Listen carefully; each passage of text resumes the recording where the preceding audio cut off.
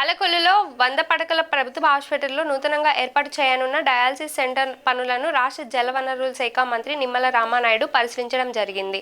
రోగులకు మంచి వైద్యం అందేలా నాణ్యతా ప్రమాణాలు పాటించేలా పనులు చేయాలని సంబంధిత అధికారులు ఏజెన్సీని ఆదేశించడం జరిగింది. అనంతరం గత టీడీపీ ప్రభుత్వంలో మంజూరైన 12.60 కోట్లతో చేపట్టిన కొత్త భవనం పనులను పరిశీలించి తగు సూచనలు ఇవ్వడం జరిగింది అని అన్నారు.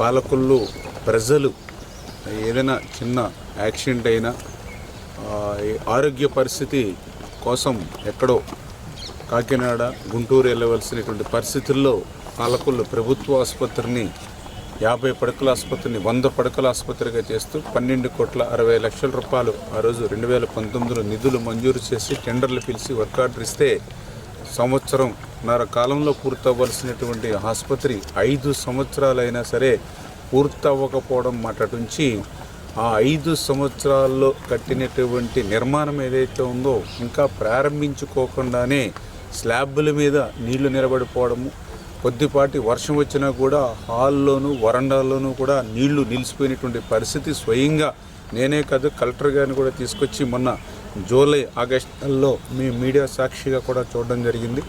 ఇప్పుడు కూడా మనం చూస్తూ ఉన్నాం, ఇంకా ప్రారంభం కాకుండానే అప్పుడే గోడలు కూడా పొక్కుపోతున్నటువంటి పరిస్థితి.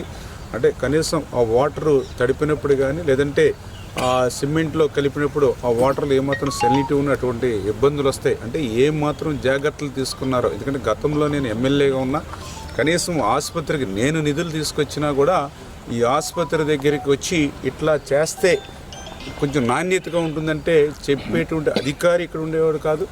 అప్పుడు ఏజెన్సీ కూడా ఇక్కడ కనీసం ఎమ్మెల్యే వస్తున్నారని అంటే ఆ రోజు అసలు అందుబాటులో లేనటువంటి పరిస్థితి. అంటే నిధులు మనం తెచ్చి మంచిగా నిర్మాణం చేయలేనటువంటి ఆలోచనతో పాలకొల్లు అభివృద్ధిని ఆకాంక్షించి మనం నిధులు తెస్తే 5 సంవత్సరాల్లో మరి ఇట్లా దుర్వినియోగం చేసినటువంటి పరిస్థితి కళ్ళారా చూసి ఆవేదన బాధ కలుగుతుంది.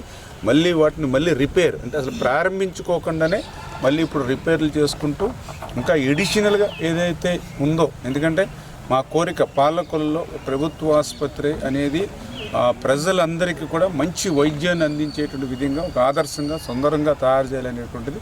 దానికోసమే మళ్ళీ ఇప్పుడు అధికారులతోటి మళ్ళీ రీఎస్టిమేషన్లు చేసుకుంటూ ఉన్నదాన్ని కొంతమేర బాగు చేస్తూ ప్రజలకు అందుబాటులోకి తెచ్చేటువంటి ప్రక్రియలోనే ప్రతి వారం కూడా రివ్యూ చేస్తూ ఉన్నాం.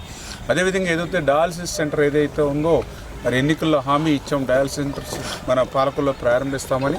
మరి అది కూడా ఆ డయాలసిస్ వేగంగా పనులు చేస్తూ ఉన్నాం. అది కూడా తొందరలోనే ఒక 10-15 రోజుల్లో ఆ డయాలసిస్ సెంటర్ కూడా పాలకొల్లో ప్రారంభిస్తాం. దానికి కావాల్సినటువంటి ఇన్ఫ్రాస్ట్రక్చర్ కానీ ఏవైతే కావాలో అన్నీ కూడా దగ్గరుండి పరిశీలిస్తూ ఆ పని కూడా పూర్తి చేస్తున్నామని చెప్పి మీ ద్వారా తెలియజేస్తాం.